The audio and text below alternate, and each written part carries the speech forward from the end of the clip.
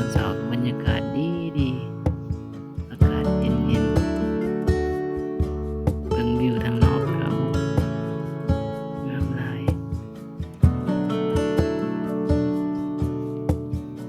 การเดินทางครั้งนี้เป็นครั้งทวีที่ได้มาไกลและได้มาพบปะกับหมู่เพื่อนซึ่งมาแต่คนละแขวงคนละบอนและมีปัญหาหลายอย่างบ่ว่าจะเป็นสภาพอากาศที่หนาวเย็นแต่เชื่อว่าทุกคนมีความฝันอุปสรรคต่างๆแต่บ่สามารถเฮ็ดหยังเราได้ถ้าเรามีความฝันที่จะเฮ็ดมัน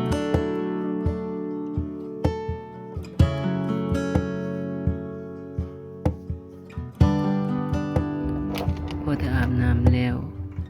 ก็เตรียมเครื่องของเครื่องเฮียนต่างๆนุ่งเสื้อผ้าเฝ้า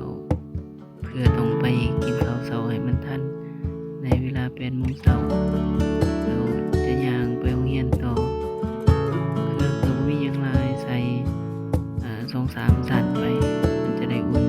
เพราะว่ามื้อนี้เป็นอากาศที่หนาวเป็นพิเศษ7หรือ6 องศาตอนเช้าต้องได้ใส่เสื้อกั๊กทุกมื้อแล้วก็บ่มีหยังมีแต่มีป้ายเขียนคอใส่เพื่อบ่งบอกว่าเป็นนักฝึกงานเขาจะต่างหมู่เพราะว่าในโรงเรียนจะบ่มีป้ายเนาะแต่สำหรับนักฝึกงานเขาจะแม่นใส่ป้ายพอได้แต่งตัวแล้วก็พาจับเครื่องของต่างๆเพราะว่าต้องได้ไปด่วน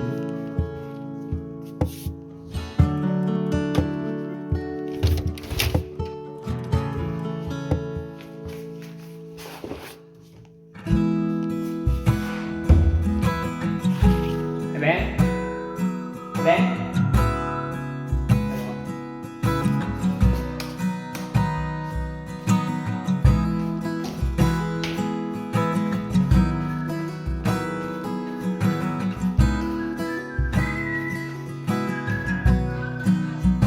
ฮัลโหล Good morning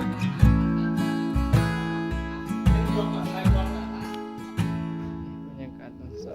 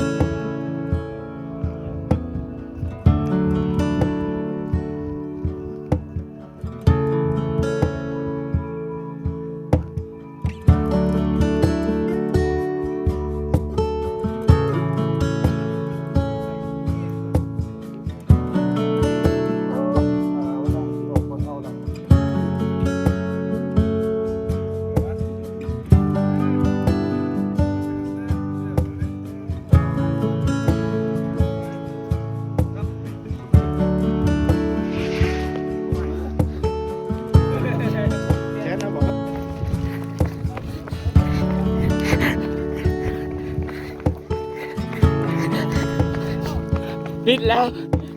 อ้ายอ้าย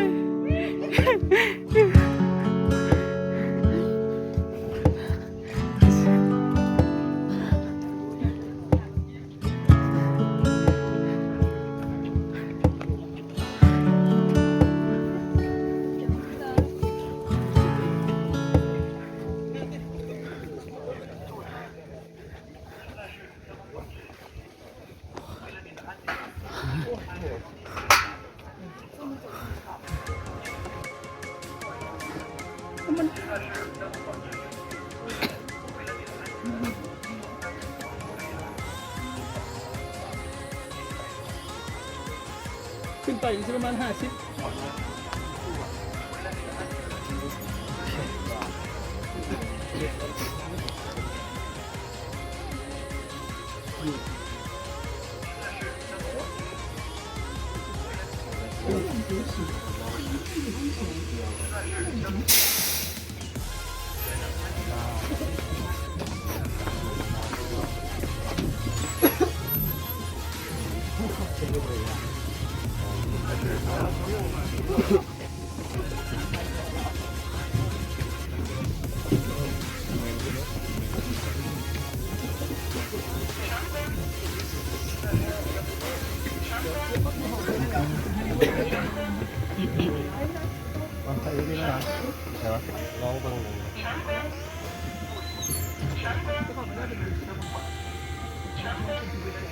อ๋อเป็นยัง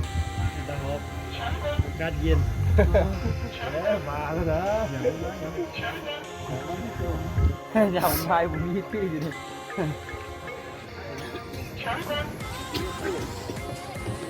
เสริมเติม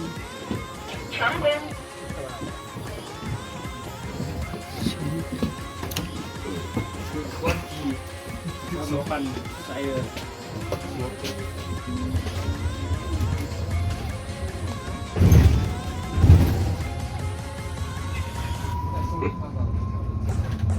เรียกคุมรายละเอียด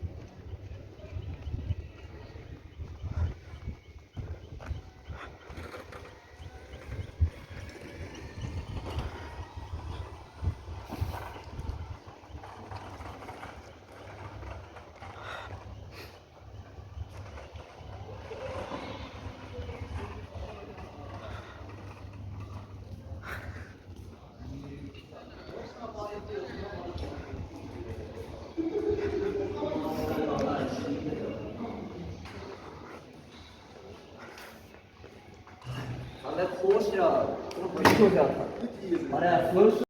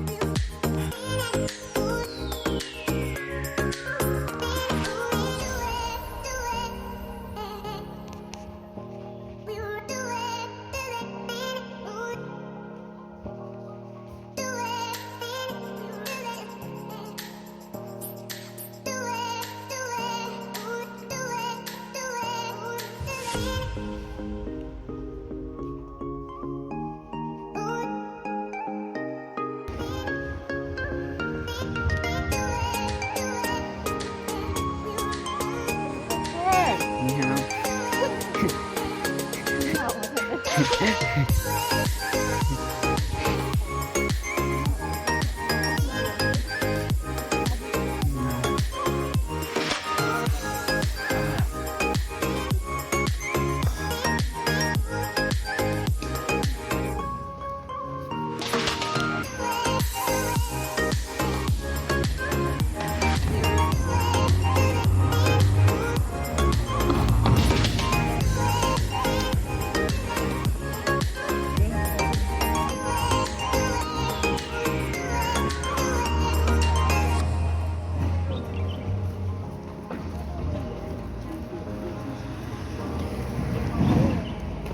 โอ้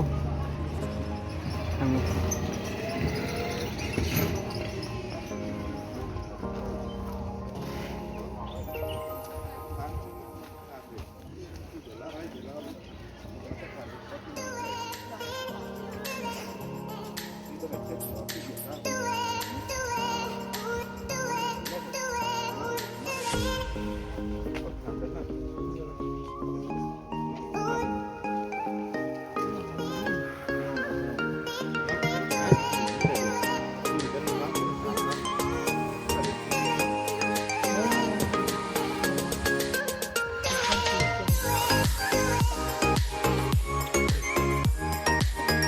บน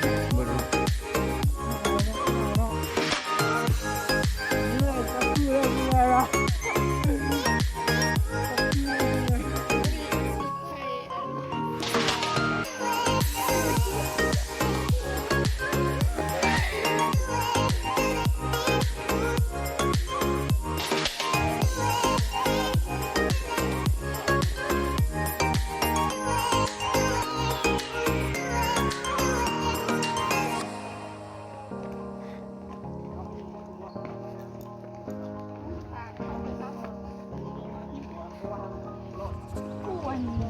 ไอ้แบงก็เดี๋ยวถ่ายรูปตรงนั้นแล้วเนี่ยเราเรียนเราไม่ต้องที่เราไม่ได้ทำนะ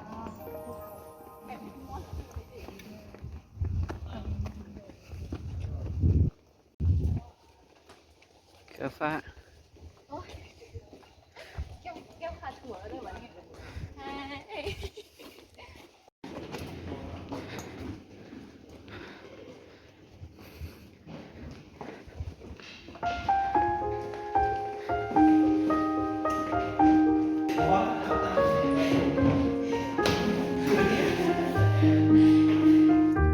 โอเคหลังจากนั้นกินข้าวแล้วกลับที่พัก มันไม่กินเจ๊งกินเหล้าแต่บ่เมาก็ได้บุกว่ะ เตรียมไปขึ้นรถมี น้องนี่ถ้ากินน้ำไปกับสองคน อากาศเริ่มหนาว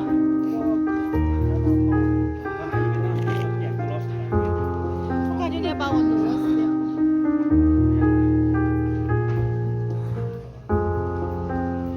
อ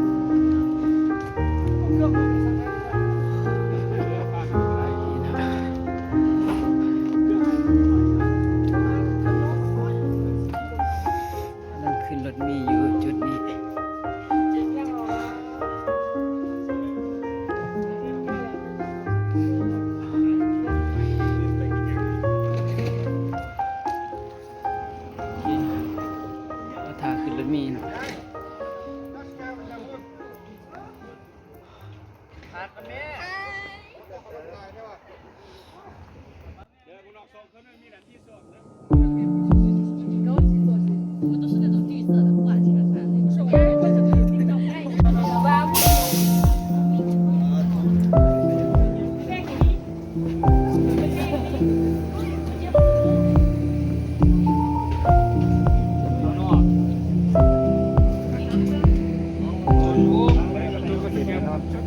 กำลังกลับ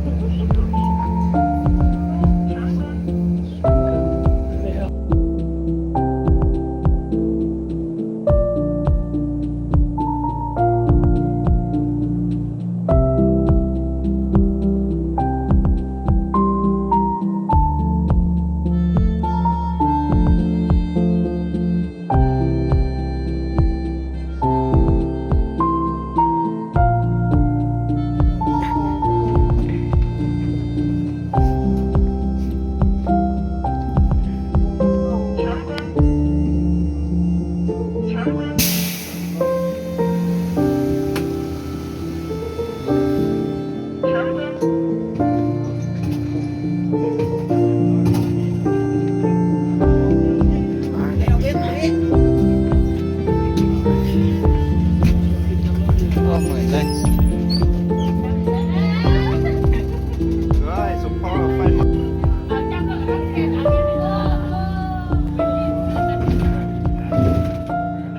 ืมตะแกเสาอยู่มาเข้าจนน้ำตาซึมรู้เรื่องอะไร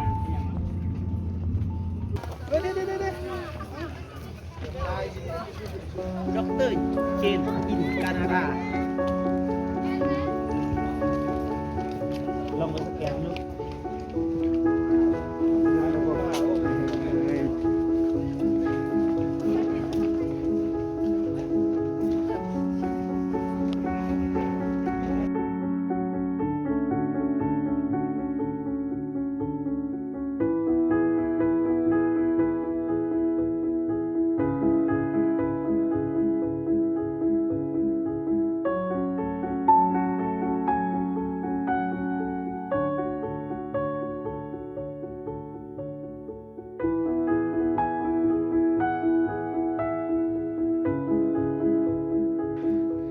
สบายดี ตอนนี้กำลังย่างกลับคือเก่าเนาะเพราะอากาศเย็นหลาย